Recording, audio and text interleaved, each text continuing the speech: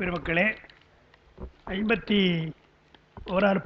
மந்திரத்தை முடிக்கல இன்னும். அந்த சுழி என்பதற்கு தான் சுழியாய் என ஆக்கம் அறிவித்து நாதமாவது வாக்கு, அது தெரிஞ்சுதான் சொல்கிறாங்க. உயிர்களை பிடித்துள்ள பந்தங்களை நீக்குவதற்கு அரிய பந்தமாய் பரமபந்தமாய் இருப்பது வாக்கு ஆதலின் அதனையே பந்தம் என்றார். பாட்டில் சொல்கிற பொழுது பிந்துவிலும் சுழி நாதம் எழுந்திட பந்தத் தலைவின்னு வருது இல்லையா, பந்தம்னு வருது இல்லையா, அந்த 2வது வரியில் அந்த பந்தம் என்பதற்கு பரமபந்தம், வாக்கெல்லாம் பரமபந்தம் நம்ம சொல்கிறோம், அடிக்கடி சொல்கிறது தானே. ஆணவம் என்பது பிரதிபந்தம், கண்மம் என்பது அனுபந்தம், மாயை என்பது சம்பந்தம். அதனால இப்போ நம்ம சம்பந்த வார்த்தையை வச்சுட்ருக்குறோம். அது ஞான சம்பந்தம் சொல்கிற மாதிரி ஊன சம்பந்தம் ஒழிய வேண்டும் என்றால் ஞான சம்பந்தம்ன்றார் அவர் இல்லையா. நமக்கெல்லாம் ஊன சம்பந்தம் தான், சம்பந்தி என்று நாம் கூப்பிட்றோம் இல்லையா, அதெல்லாம் ஊன சம்பந்தம், உலகியல் உறவை வளர்க்கின்ற சம்பந்தம், அதான் மாயன்னாங்க. அதனால் திருமணத்தில் அந்த தலைவி அது மணமருடைய விரலை பிடிக்கிற பொழுது சுண்டு விரல் தான் பிடிக்கிறான். அந்த சுண்டு விரல் மாயை குறிப்பு. எனவே மாயை அதிலிருந்து கண்மம் வருது, அதிலிருந்து ஆணவம் இன்னும் அதிகமாக போயிடுதுன்னு பார்க்குறோம். அதாவது மாயை விலக வேண்டுமென்றால் மாயையில் இருப்பது சுத்த மாயில் வாக்கு தான் முதல்ல வருது. இப்போ பார்க்குற இவையெல்லாம் சடப்பொருள், அது அசுத்த மாயை.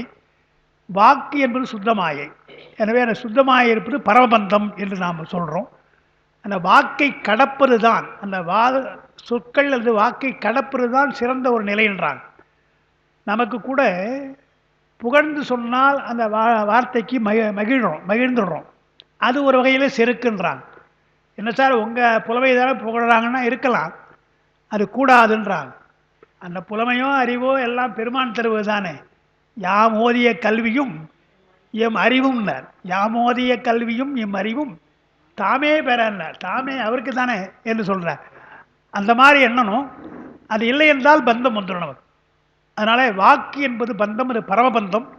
அதை நீங்க வேண்டும் என்றுதான் நாதாந்தம் என்று சொல்லி 6 அந்தங்களை சொல்லுகின்ற நம்முடைய திருமூலர் கலாந்தம் என்று ஒன்று சொல்கிறார், யோகாந்தம் என்று ஒன்று சொல்கிறார், நாதாந்தம்னு ஒன்று சொல்கிறார், போதாந்தம்னு சொல்கிறார், வேதாந்தம்ன்றார், அப்புறம் தான் மிக்க சித்தாந்தம் என்று கடைசியாக சொல்கிறார். அதில் இதெல்லாம் இந்த கலாந்தம் என்பது கலை. இப்போ நம்ம சொல்லிய கலை என்று சொன்னால் மாயை. இவையெல்லாம் நமக்கு கலை தான். எல்லா பொருளும் ஆசைப்படுறோம். அதே மாதிரி படிப்பதற்கு கூட ஆசைப்படுறோம். படிப்பது ஆசைப்பட தப்பு கிடையாது. இருந்தாலும் அது ஒரு கல்வி என்பது கூட ஒரு தடை தான் நமக்கு. ஏன்னா பெருமானை முழுமையாக நாம் நம்ப முடியாததற்கு இந்த கல்வி ஒரு காரணமாக இருக்குது. நம்முடைய அறிவு காரணமாக இருக்கிறதுனால தான் மாணிக்கவாசகர் அப்பயே சொல்லிட்டார், கல்வி என்னும் பல்கடல் பிழைத்தும்ட்டார். செல்வத்தை சொல்லலாம், அது தடைன்னு சொல்லலாம். கல்வி எப்படி சார் தடையாகும்னு சொன்னால் நம்முடைய அறிவை செருக்கு உண்டாக்கிவிடும். அது உண்மையான கல்வி அல்ல. இருந்தாலும் கல்வி என்று சொன்னால் இருக்கிற அறிவை விளக்கிற பொழுது நம்ம அறியாமலே ஒரு செருக்கு வரலாம் என்பதனால்தான் கல்வி என்னும் பல்கடல் பிழைத்தும்னார். எனவேதான் பெருமானை சொல்லுகின்ற பொழுது கல்வியினால் அவனை அடைய முடியாது, உன்னுடைய கல்வியால் அடைய முடியாது என்று சொன்னார். சுந்தர பெருமான் கற்ற கல்வியிலும் இனியான்ட்டார். கற்ற கல்வியே ரொம்ப இனிமையானது தான். நமக்கு கலந்து பழகிற பொழுது ரொம்ப மகிழ்ச்சியாக பழகிறோம், விவாதிக்கிறோம். ஆனால் அதை விட இனிமையானவன் பெருமான் என்று சொல்கிறா. செருக்கு வந்துடும் கல்வியினாலே. ஆனால் பெருமானை நீங்கள் எண்ணினால் அதை அடிச்சுடுவான், முதல்ல அது நீக்கிட்டு தான் வரணும் என்று சொல்லுவான்றாங்க இல்லையா. அதனால் வாக்கு என்பது நமக்கு பரமபந்தம். அதை நீங்குவது தான் கடைசியாக நம்ம சொல்கிறது. அப்போது தான் நமக்கு முக்தின்றாங்க. அதைத்தான் அப்பா அவங்க எழுதியிருக்கிறாங்க. அதாவது உயிர்களை பிடித்துள்ள பந்தங்களில் நீக்குதற்கு அரிய பந்தம்னார். வாக்கு அவ்வளோ சீக்கிரமாக நீங்க முடியாது நம்மால். ஏதாவது ஒரு வகையில் நமக்கு அந்த வாக்கு பிடித்து விடும், பந்தமாக்கிவிடும். நீக்குதற்கரிய பந்தமாய் பரமபந்தமாய் நிற்பதற்கு வாக்கு ஆதலால் அதனை பந்தம் என்றார் என்று. வாக்கினை கடந்தவன் என்பதற்குத்தான் காஞ்சி புராணத்தில் சார்ந்தாசையப்படலம் ஒரு படலம். அதில் நம்முடைய வியாசர் நாராயணனே பரபிரம்மம் என்று போய் கை தூக்கி நிற்கிறார் இல்லையா. கைலாயத்தில் போய் அப்படி தூக்கி நிற்கிறான். நந்தி தேவருக்கு அது கோபம் வந்துடுச்சு. இங்கே என்ன நாராயணனே பரபிரம்மன் சொல்கிறாரு. ஆனால் பெருமான் அதை பற்றி கவலைப்படாமல் உமையம்மையோடு பேசி கொண்டிருக்கிறாராம். அது என்ன சொல்கிறாங்கன்னா, அவன் வாக்கை கடந்தவன். நாராயணன் சொல்ல இருந்தான்னா சிவாயனம் சொன்னான், எல்லாம் ஒன்று அவனை தான் சேரும், இல்லை எந்த அவனைத்தான் சேரும் இதே நம்ம நாராயணர் சொல்லினாலே துதிக்கிறான் வியாசன் அவர் நினைச்சிட்டாராம். எனவே பெருமானுக்கு அவருக்கு தெரியும், இருந்தாலும் எல்லா சொற்களும் பெருமானுக்குத்தானே என்று அங்கே ஒரு படலமே சொல்லுகிறான்னு பார்க்கிறோம், சார்ந்தாசய படலம் என்று. அப்போ வாக்கை கடப்பது என்பது அவ்வளவு சுலபம் கிடையாது என்று பார்க்கிறோம். வள்ளுவர் கூட உலகியலை சொல்லி அருளிகளை சொன்னவர் தான்.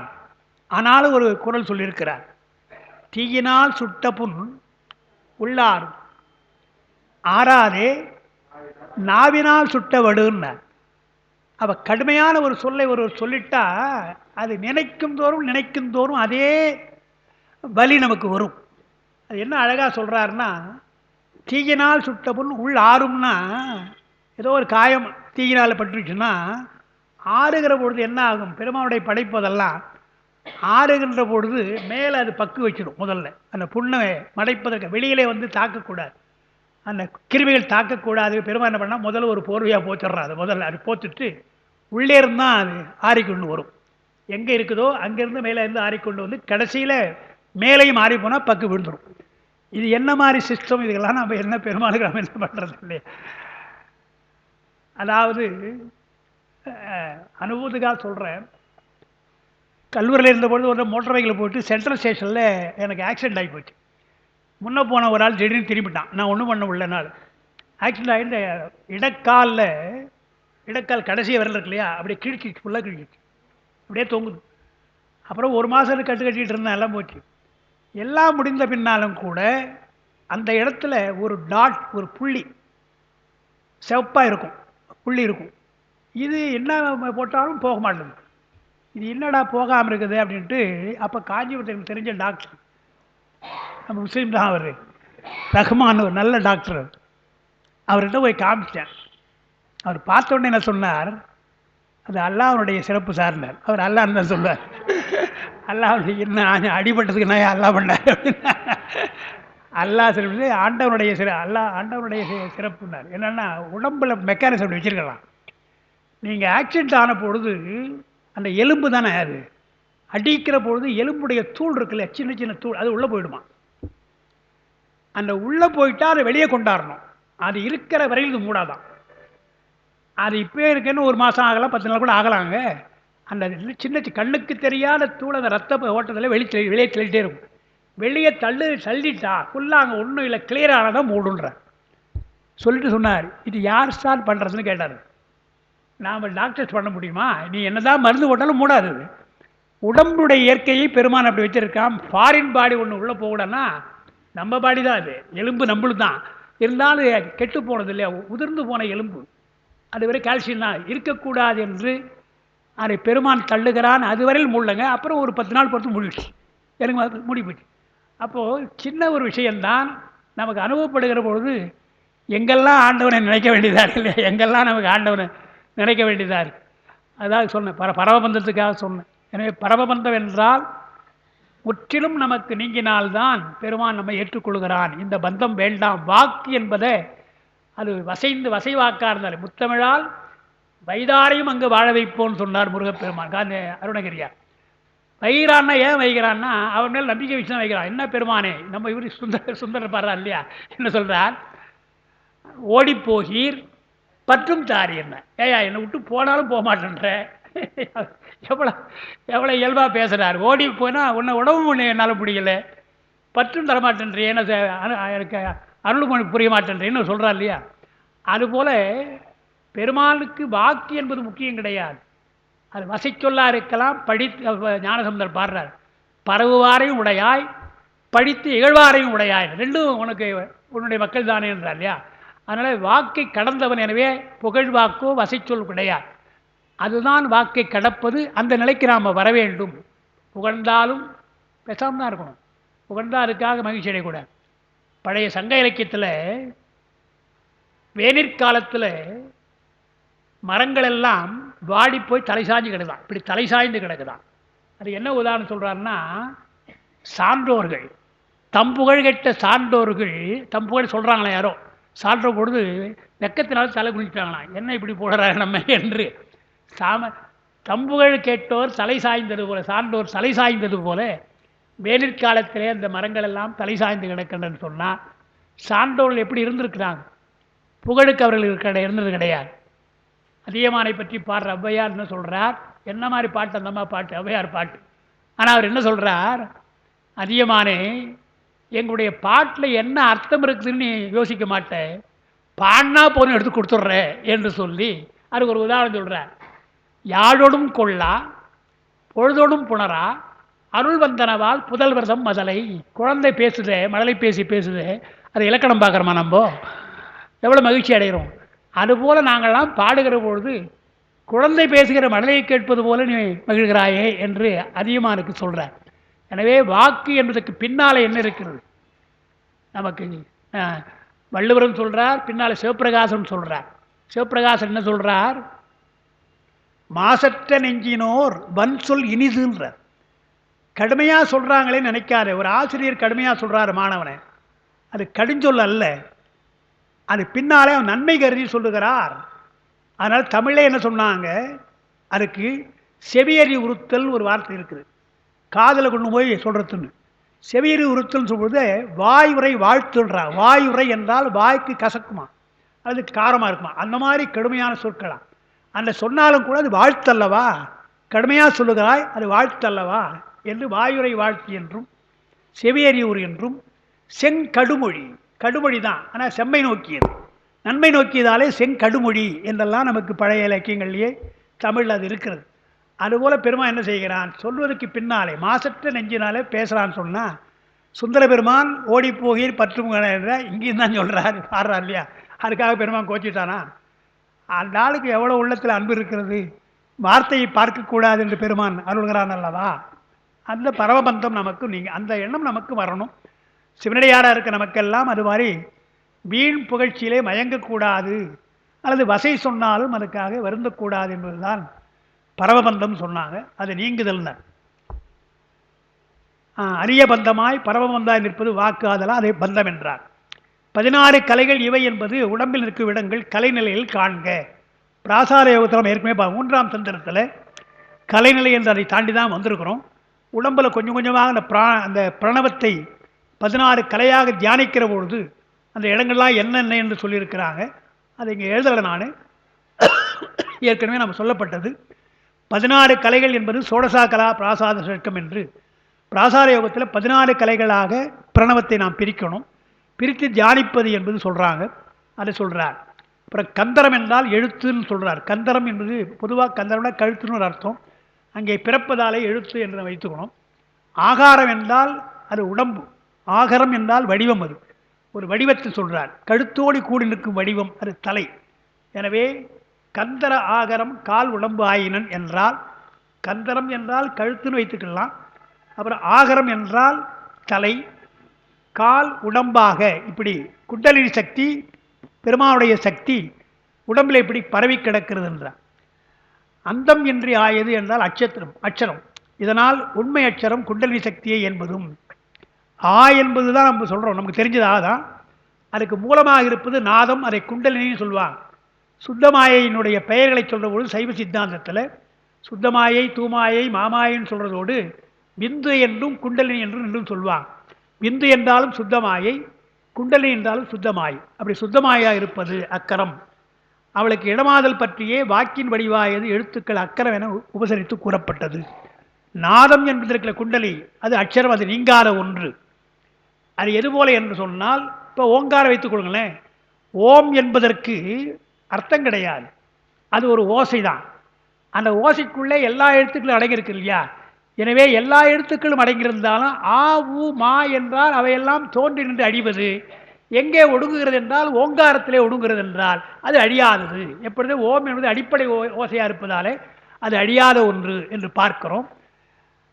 இசையில் நீங்கள் பார்க்கலாம், இசை தெரிஞ்சவங்க இருக்கலாம். இங்கே அந்த பாட்டை ஆரம்பிக்கிற பொழுது முதல்ல ராகம் சொல்கிற பொழுது எடுத்த உடனே காம்போதி ராகத்தில் எடுத்து பாட மாட்டாங்க, கஷ்டம் பாடுறது. அம்சத்வனி என்று எடுத்து பாடுவாங்க. அந்த பெயருக்கு அழகாக அம்சத்வனின்னு பேர் வச்சுருக்காங்க. நாம் அம்சமந்திரம் நீங்கள் படிக்கிறோம் பாருங்கள். அந்த அம்சம் என்று சொன்னால் ஆ உ ஆ மா, அதுதான் அங்கே சொல்கிறது. இல்லை அம்சம் என்று வைத்துக்கலாம், அதுதான் அடிப்படை ஓசை. அந்த ஆ உ மா என்பது பின்னா மேலே அம்சம் என்று வைத்து பூரிக்கிற பொழுது அம் என்றும், ரேசிக்கிற பொழுது சம் என்று வந்தால் அம்சம் என்று வருகிற ஓசை அது அம்ச மந்திரம் என்று சொல்லி அதான் அஜபா மண்டலம் நம்ம சொல்கிறோம் இல்லையா. அந்த அம்சம் அதுதான் நமக்கு அடங்கி இருப்பது. நான் ஒரு உதாரணம் சொல்கிறது, அதாவது இந்த மாதிரி இந்த பிளாஸ்டிக் இதுக்கு இல்லையா ஒட்டுறமே, அதுக்கு என்ன சொல்கிறாங்க, இது டேப் ஓட்டுறோம் இல்லையா, அந்த டேப்பை கிழிச்சிட்டு ஒட்டிட்டா அப்புறம் எங்கடா இருக்குன்னு தெரியாது, இப்படி இப்படி தேடும் தேடும். அதுக்காக அந்த அது என்ன பண்ணுவாங்க, அந்த இடத்துல மடித்து வச்சிருவாங்க டக்குன்னு புரியறதுக்காக. அதே போல் பேசிக்கொண்டே வந்து முடிக்கிற பொழுது மத்தியமாவதி ராகம் கடைசியாக பாடுறது எந்த கச்சேரி நீங்கள் பார்த்தீங்கன்னா, கச்சேரியாக இருந்தாலும் தேவாரமாக இருந்தாலும் மத்தியமாவதி தான் பாடி முடிப்பாங்க. மத்தியம் என்று சொன்னால் மத்தியமை வாக்குன்னு அர்த்தம். அதுக்கு பேர் மத்தியமாவதின்னு வச்சுருக்காங்க. மத்தியமையில் கொண்டு வந்து நிறுத்தினால் இது எப்படி மடித்து வைக்கிறோமோ அது போல் இங்கே மடித்து வச்சாச்சு. திடீர்னு காம்போதி பாட முடியாது. அம்சம் என்றால் அடுத்த நிலை அம்ச நிலை என்று தேசிப்பது பூரிப்பது. அந்த அம்சத்தினுடைய துவனி, துவனி என்றால் ஓசை என்ற அர்த்தம். அப்படி தான் அம்சத்துவனி தான் முதல் பாட்டாக நமக்கு பாடுறோம். இன்றைக்கும் பல பாட்டு மதிமாதியா மீளாடிவ மதிமாதி. சரி, பண் செந்துருத்தி. அவர் ஏன்னா சுந்தர பெருமன் தான் செந்துருத்தி பண்ண அறிமுகப்படுத்தியவர் நமக்கு தெரியும். இருக்கட்டும், விநாயகர் பட்டு முதல்ல சொல்லுவாங்க, சக்தி விநாயகனே சக்தி விநாயகனும் பாடுவாங்க. அம்சத்துவனி இதுக்கு நிறைய பாட்டு இருக்கு. திரைப்படங்கள் நீங்கள் பார்த்தீங்கன்னா அம்சத்துவனி ராகம் நிறைய பாட்டு பார்க்கலாம். அது எது சொல்கிறேன், அம்சம் என்றால் அன்னம்னு அர்த்தம். அன்னத்தினுடைய ஓசை வந்து சிலம்பொலி போல இருக்குமா. மற்ற பறவைகளை விட அம்சத்துக்கு அன்னத்திற்கு அதிகமாக கத்தாது. எப்போவாது கத்தின்னு சொன்னால் சிலம்பை ஒலிப்பது போல இருக்குமா. அதனால் அம்சத்துவனி என்று வைத்து முதல் பாட்டுன்னு சொல்கிறாங்க. அதனால் எது சொல்கிறேன், நாதாந்தம் என்று சொன்னால் மீண்டும் நாதத்தை கொண்டு வருகிற பொழுது எல்லா ஓசையும் அடங்கி இருக்கிறது கொஞ்சம் கொஞ்சமாக வெளிப்படுத்துதல் என்றுதான் நாதம். நாங்கள் அதை அவளுக்கு இடமாதல் பற்றியே வாக்கின் வடிவான எழுத்துக்கள் அக்கரம் என்று சொல்லப்பட்டது. உண்மை விளக்கத்துள் அது நம்ம படிக்க போகிறோம். திரு ஐந்தெழுத்து ஏனைய எழுத்துக்கள் போல அழியும் எழுத்துக்கள் அல்ல என கூறியதையும் இங்கே நினைவு கொள்க. குரு கேட்கின்றார், குரு சொல்லுகிறார் சீடனுக்கு, அஞ்செழுத்து முக்கியம்பா, எழுத்துக்கள் அழியாதுன்னா எழுத்துக்கள்னு சொல்கிறீங்களே, அஞ்செழுத்துன்றீங்களே, அது அழியா எழுத்துன்னு சொல்கிறீங்களே, உற்ற குறி அழியும் ஓதும் பாடத்தினில் பாட்டு வருது இல்லையா என்றால் அதுக்கு விளக்கம் கொடுக்கிறார் குரு. சீடன் கேட்குறான், எழுத்துன்னு சொன்னால் அழியும் எழுத்து அல்லவா, அழியும் எழுத்தாய் விடுமோ என்று கேட்கிறார். மற்ற எழுத்துக்கள்லாம் அழியும், ஆனால் இந்த பஞ்சாட்சரம் என்ற 5 எழுத்து அழியாது. ஏனென்றால் அது குறிக்கின்ற பொருள் அழியாது. பொருள் அழியாத காரணத்தில் அந்த சொல் நமக்கு இருந்து கொண்டே இருக்கும். பொருள் இல்லை என்றால் இன்னைக்கு அன்னம் என்ற சொல்லை நாம் அதிகம் சொல்கிறது கிடையாது, ஏன்னா அன்னம் கிடையாது. அதே போல் அனிச்சப்பூ என்று சொல்கிறது கிடையாது, ஏன்னா அனிச்சப்பூ நமக்கு கிடையாது. யாழி என்ற ஒரு விலங்கு நமக்கு கிடையாது. அதான் பொருளை போயிடுச்சு. அந்த பொருளை போனால் உச்சரிக்க வேண்டிய அவசியம் இல்லை, ஏதோ உதாரணத்துக்கு நம்ம சொல்லாமே தவிர உண்மையில் பார்க்க முடியாது. ஆனால் பொருள் அழியவில்லை என்றால் சொல் அழியாது. அதுபோல் அங்கே 5 எழுத்து என்ற அந்த சொல் குறிக்கின்ற பொருள் எல்லாம் அழியாத பொருள். எனவே அந்த எழுத்து அழியாத எழுத்து அட்சரம் சொல்கிறது உண்மை விளக்கத்தை சொல்கிறார். அதை 40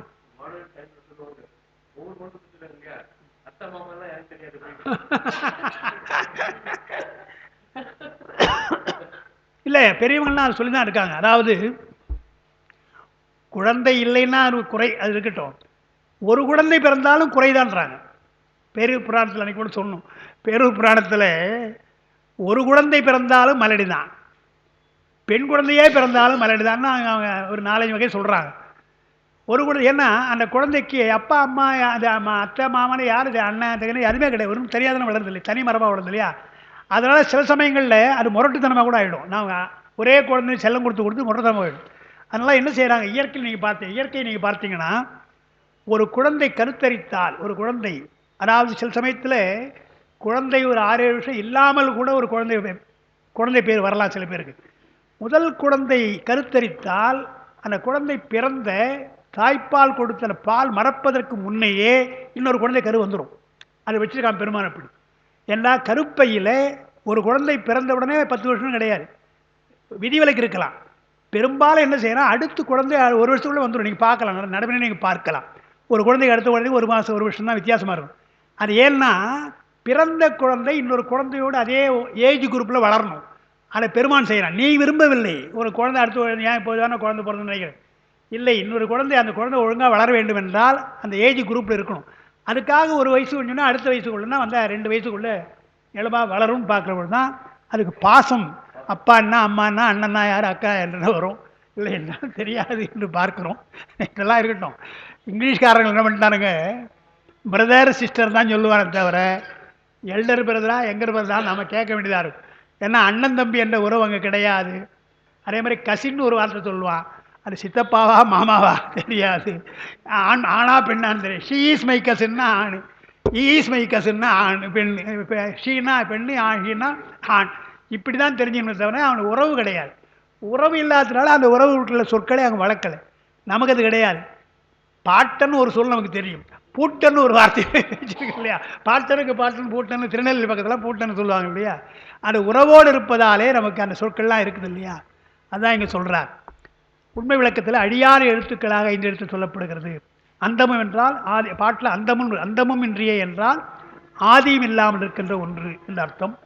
ஆயது அது 16 கலை என்று பிரணவத்தை சுட்டியது. இதனால் மேற்கூறிய 6 எழுத்தின் பொருளாகிய சிவனுடைய சக்தியின் சார்பு காரணமாகவே பிரணவம் அதன் காரியமாக எழுத்துக்களும் சிறப்புற்றன என்று கூறப்பட்டது என்றார். மிக முக்கியமான வரி அந்த வரி. அப்பா உடனடி எழுதிட்டாங்க.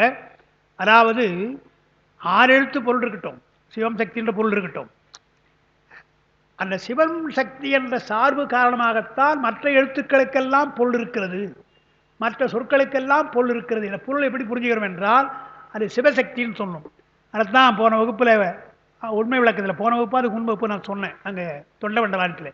நாதம் என்பதற்கு எத்தனையோ விளக்கம் நம்ம சொல்கிறோம். எந்த விளக்கம் இருந்தாலும் நாதம் என்றால் சிவனுடைய சக்தின்னு முதல் வைத்துக்கணும். சிவசக்தி தான் நமக்கு அந்த நாதமாக இருந்து எல்லா பொருளையும் விளக்குகிறது. உதாரணமாக சொல்லை எப்போ கற்றுக் கொடுக்குறாங்க, பொருளை எப்போ கற்றுக் கொடுக்குறாங்க. ஆனால் மறக்காமல் அப்படியே இருக்கு இல்லையா? அந்த மறக்காமல் இருப்பதை செய்கின்றவன் யார் என்றால் சிவசக்தி தான். பெருமான் இருந்து கொண்டு உன்னை மறக்காமல் செய்கிறான். படிக்க படிக்க எல்லாம் மறந்து போச்சு, கேட்க கேட்க மறந்து போனால் என்ன பிரச்சனை? அப்பா அம்மானா இவர் தான் அப்பானா அதுக்குள்ளே மறந்து போகும், அம்மானா அப்பா இவங்க யார் என்று கேட்க வேண்டியதாக போயிடும் இல்லையா? அதனால் எல்லாவற்றையும் வாங்குறோம் இல்லையா? அதற்கெல்லாம் பெருமான் தான் இதுதான் எழுதுகிறாங்க. அதன் காரியமாக எழுத்துக்கள் சிவசக்தியாக இருக்கிற நாதத்தினுடைய காரியமாக எழுத்துக்கள்லாம் கூட சிவசக்தி தான் என்று சொல்றது தான் அப்பர் பெருமான் எண்ணும் எழுத்தும் சொல்லானாய் போற்றி. சொல்லானாய் என்று வருது, ஓங்காரமாய் நின்ற உட்பொருளே என்று ஓங்காரமாய் உட்பொருளாக இருக்கின்றான் என்றெல்லாம் சொல்கிறோம் இல்லையா? பாரதியார் சரஸ்வதியை பாடுகின்ற பொழுது ஓதும் வேதத்தின் உள் நின்று ஒளிர்வாள், ஓங்காரத்தில் இருப்பாள் என்றெல்லாம் சக்தியை கலைமகளை பாடுறார். அதுதான் இங்கே சொல்கிறாங்க. எழுத்துக்களெல்லாம் புரிந்து கொள்வதற்கு பெருமானுடைய அருள் தான் நமக்கு காரணம். அது கல்வி கற்கின்றவர்களுக்கு தான் அதனுடைய பெருமை தெரியும் என்று அந்த மந்திரம் முடிகிறது. விந்துவிலும் சுழிநாதம் எழுந்திட பந்தத் தலைவி 16 கலையதாய் கந்தர ஆகரம் கால் உடம்பு ஆயினள் அந்தமும் இன்றியே 51 ஆயுது. ஆதியும் அந்தமும் இல்லாத 51 எழுத்துக்களை நாம் கொள்ள வேண்டும்ன்றது 51ன்னார். அங்கே 51ன்னார். அடுத்த பாட்டு 50ன்னு சொல்ல போகிறார். 50 எழுத்தே அனைத்து வேதங்களும், 50 எழுத்தே அனைத்து ஆகமங்களும், 50 எழுத்தேயும் ஆவது அறிந்தபின் 50 எழுத்தும் போய் 5 எழுத்தா வேண்டன். ரொம்ப தெளிவான பாட்டு தான் அது. அதாவது வேதம் அனாதின்னு அவங்க சொல்கிறாங்களே, மீமாம்சர்கள் சொல்கிறாங்க இல்லையா? நாம் என்ன சொல்கிறோம், ஏன்பா வேதம் அனாதின்னா அது அக்ஷரம், எழுத்துக்கள், அழியாத எழுத்துக்களால் அது இருப்பது, அது யார் ஒருவரால் செய்யப்படாததுன்னா அவங்க அதை வாதம் பண்ணுறாங்க. எழுத்துக்களால் ஆனது, ஒருவரால் செய்யப்படாது, எனவே அனாதின்றீங்க. நாங்கள் என்ன சொல்கிறோம், நீங்கள் சொல்கிற எழுத்துக்கள் தானே ஆகமத்தில் இருக்குது, ஒருவரால் செய்யப்பட விட்டுருங்க. ஆகமம் சொன்னாலும் எழுத்துக்களால் ஆனது தான். எனவே வேதத்தில் என்ன எழுத்து நீங்கள் சொல்கிறீங்களோ, அல்லது ஒலின்னு சொல்கிறீங்களோ, அதே ஒலி தான் ஆகமத்தில் இருக்குது. எனவே ஆகமம் கூட அழியாதது தான் என்று நாங்கள் சொல்லலாம், அனாதின்னு சொல்லலாம். ஆனால் நாம் அப்படி சொல்வது கிடையாது. ஏனென்றால் எல்லாம் பெருமானுடைய படைப்பு, எதையும் நாம் கிளைம் பண்ணுறது கிடையாது. மனிதனுடைய படைப்பினாலே இந்த மொழிகள் தோன்றினன்னு சொல்கிறாங்க. இன்றைக்கி மொழியாளர்கள் சொல்கிற பொழுது எத்தனையோ கண்டுபிடிப்பை மனிதன் செய்கிறான், உயர்ந்த விஷயங்கள் கண்டுபிடிக்கிறான். மொழியை கண்டுபிடித்தானே, அது போன்ற ஒன்று சிறப்பு கிடையாது என்று ரொம்ப இருக்கிறதுலே டிஸ்கவரி இதுதான் சிறந்ததுன்னு சொல்கிறாங்க. அது அவங்க அறிவியலில் சொல்கிறாங்க. நாம் என்ன சொல்கிறோம், எல்லாம் அவன்தானே படிச்சிருக்கிறான் இல்லையா? முதல்ல சொல்லை படைத்தவன் அவன்தானப்பா, உன்னுடைய அறிவுக்கு அந்த சொல்லை டெவலப் பண்ணுறான். ஏன்னா மற்ற விலங்குகள்லாம் டெவலப் பண்ணலை, எல்லாம் கத்துதே தவிர அது என்ன மொழி இருக்குதான்னா. அதான் வேடிக்கையாக சொல்லுவார், நம்ம வாரியார் தான் சொல்லுவார், பசு ரொம்ப கும்பிட வேண்டிய ஒன்று. எந்த விலங்கை காட்டிலும் அம்மான்னு சொல்கிறது அதுதான். அம்மா, நம்ம தமிழ் வார்த்தை பேச அம்மான்னு சொல்லிட்டு அவர் சொல்லுவார். தமிழ்நாட்டில் மட்டும் பசு அம்மான்னு சொல்லலை, லண்டனில் இருக்கிற அம்மா பசு கூட அம்மான்னு தான் சொல்லும். மதர்னா கத்துதுன்னு வர ஒரு வேலையை. அது நம்முடைய தமிழுடைய சிறப்புன்னுவார். அதுபோல் ஏதோ சில விலங்குகள் எப்படி இருக்கிறது, சொல்லிக் கொடுத்தால் கிளி சொல்லி பேசும் எல்லாம் இருக்கலாம். ஆனால் மொழியை கொடுத்தது நமக்கு தானே கொடுத்தான் பெருமான். அது பெருமான் கொடுத்தது என்பதால் தான் வேத வேதமோடு ஆகமம் மெய்யாம், அது இறைவன் நூல் என்று நான் தெளிவாக திருமூலர் சொல்லிட்டேன். அதனால் இங்கே 30 எழுத்துக்கள்னு இங்கே 50 எழுத்து சொல்கிறார். அனைத்து வேதங்கள் அனைத்து ஆகமங்கள் எல்லாம் எழுத்து தானே, அது 50 எழுத்தால் ஆனது என்று எப்படி புரிஞ்சுக்கலான்னு சொன்னால், அகராதியை பார்க்கிறோம். அது தமிழ் அகராதியோ ஆங்கில அகராதியோ ஆயிரக்கணக்கான எழுத்துக்கள் இருக்கு இல்லையா, ஆயிரக்கணக்கான சொற்கள் இருக்கு, புரிதான் இருக்கு. எந்த சொல்லா இருந்தாலும் அடிப்படை எழுத்துன்னு மாறுபடுதா? இங்கிலீஷை 26 எழுத்து சொல்கிறோம். 26 எழுத்துல 27வது எழுத்தாக அங்கே என்ன இருக்குதானா கிடையாது. அதே போல் 30 எழுத்து சொல்கிறோம். இல்லை உயிர்மையை சேர்த்துங்க, அடிப்படையாக இருக்கிற உயிரெழுத்து 12 மெய்யெழுத்து 12 30 எழுத்துன்றோம். இந்த அடிப்படை 30 எழுத்து தான் அடிப்படையாக இருக்குது எல்லா சொற்களுக்கும். ஆயிரக்கணக்கான சொற்கள். மதுரை பேரகராஜ்னு பார்த்தா இவ்வளோ வெசு இருக்குது. எத்தனை ஆயிரக்கணக்கான சொற்கள் எல்லாம் இந்த 30க்குள்ளே தானே வருது. அப்போ ஒன்று ஒன்று மாற்றிக்கொண்டு எழுத்துக்களை மாற்றி மாற்றி வருது இல்லையா. அது எப்படி நம்ம சொல்ல முடியும் என்றால், அது பெருமானுடைய அருள். எப்படி 7 சுரத்தில் எத்தனையோ ராகங்கள் சொல்லுகிறார்களோ அதுபோல் இங்கே இருக்குது என்று எழுத்துக்களை சொல்கிற பொழுது 30 எழுத்துக்கள் தான். ஆனால் 30,000 சொற்கள், இன்னும் புதிது புதிதாக வேறு நம்ம சொற்கள் வந்து கொண்டே இருக்குன்னு பார்க்குறோம் இல்லையா. எப்படி சொன்னாலும் அது வேதமோ ஆகமமோ அது ஒரு மொழியோ என்றால், அதற்கு வடமொழி என்றால் 50 எழுத்து, தமிழ் என்றால் 30 எழுத்து என்று அதைத்தான் அவர் சொல்ல வருகிறார். 50 எழுத்தே அனைத்து வேதங்களும், 50 எழுத்தே அனைத்து ஆகமங்களும், 50 எழுத்தேயும் ஆவது அறிந்த பின் 50 எழுத்தும் போகிறது. எல்லாத்தையும் கற்றுக்கிட்டு இருப்பாங்க. கடைசியில் எங்கே வந்து நிற்கணும்னா 5 எழுத்து வந்து நிற்கணும் என்று எல்லா பொருளையும் கற்றுக்கொள்வதற்காக 50 எழுத்து படிக்கிறோம். உலகப் பொருள்களெல்லாம் படிக்க படிக்க எழுத்துக்கள் நமக்கு தேவைப்படுது. 50 எழுத்து இருந்தால் தான் அதை பேச முடியும். தமிழன்னா 30 எழுத்து தான் பேச முடியும். நமக்கு உலகப் பொருளே தேவையில்லை, ஒன்றுமே தேவையில்லை, பெருமான் தான் தேவைன்னா 5 எழுத்து போதுன்றார். 5 எழுத்து இருந்தால் போதும் என்றார். அதுலேயும் கூட நாமாவை விட்டுடுன்றார், அப்புறம் யாவை விட்டுடுன்றார். பாவை விட்டுட்டு ஒரே எழுத்தான் நிற்கலாம் என்று சொல்கிறோம் இல்லையா. எனவே 5 எழுத்து தான் என்று அதுதான் சொல்ல வரார் இங்கே. திருமூலர் காலத்தில் அதானங்க 52 திருமூலர் காலத்தில் வட்டெழுத்து வழங்கப்பட்டது என்றும், அவர் காலத்தில் 57 அவர் காலத்தில் உயிரெழுத்துக்கள் 16 எனவும் மெய்யெழுத்துக்கள் 35 எனவும் இருந்தன. அதனால் 51 எழுத்துக்கள் என்றார் திருமூலர் என்பது ஒரு கருத்தாக கூறப்படுகின்றது. இது பொருந்தாது என்பதை அறிஞர்னு எழுதியிருக்கார். 31 இருந்திருக்கலாம். எழுத்துக்கள் போக போக இதெல்லாம் தேவையில்லை என்று வேண்டாம், ரிப்பீட் பண்ணக்கூடாது, எழுத்துக்களை ஒரே ஓசையாக இருக்கக்கூடாதுன்னு சொல்லியிருக்கலாம். எனவே அது மறைந்திருக்கலாம் என்று நாம் சொல்லலாம். ஏன்னா பழைய காலத்தில் போய் 16 என்றும் 35 இருந்தது. அது அப்படியே இப்போ வடமொழியில் அப்படியே வைத்து கொண்டிருக்கிறாங்களோ, மாற்றலை. இதுக்கு இணையாக தமிழ்ல அப்படி தான் இருந்ததுன்னு சொல்கிறாங்க. அது இல்லை என்று நாம் சொல்கிறோம். 12 தான் 30 தான் ரொம்ப தான். ஏன்னா தொல்காப்பியர் காலம் ஏறக்குறைய 5000 ஆண்டுன்னு வைத்துங்க. அப்போவே எழுத்து எனப்படுவது அகர முதல் நகர இருவாய்ன்னு சொல்லிட்டார், 30 என்பதுன்னு சொல்லிட்டார். எனவே அதுக்கு முன்னே இருந்திருக்கலாம். கடந்து போனதில் பயன்படாத பற்றி பேசின அர்த்தம் அவசியம் இல்லை. இலக்கணம் வரையறை செய்கிற பொழுது எல்லாம் 31 எழுத்து தான், 30 எழுத்து தான் நம்ம சொல்கிறோம். வடமொழியில் 50ன்னு சொல்கிறோம். வடமொழி எழுத்துக்கள் 51 என்று கொள்வதே பொருந்தும். 50 என்பது வழக்காக இருந்ததால் திருமூலர் 51 எழுத்து என்றும் இங்கே 50 எழுத்து என்றும் கூறுகிறார். 51ன்னு சொல்லலாம், வழக்கில் 50 என்றும் சொல்லலாம் அல்லவா. எனவே 50ம் கொள்ளலாம்னு சொல்கிறார். மேற்சொல்லிய 51 எழுத்துக்களே வேதம் ஆகமம் அனைத்துமாய் நிற்கும். உண்மையை உணர்ந்த பின் 50 எழுத்து அல்லது 51 எழுத்து என்ற அலைவு நீங்கி, எல்லாம் அதை படிக்கணும் இதை படிக்கணும் என்று எழுத்துக்கெல்லாம் அந்த அலைவெல்லாம் நீங்கிவிட்டு 5 எழுத்தே என்று உணர்ந்து நிற்கின்ற அடக்கம் உண்டாகும்.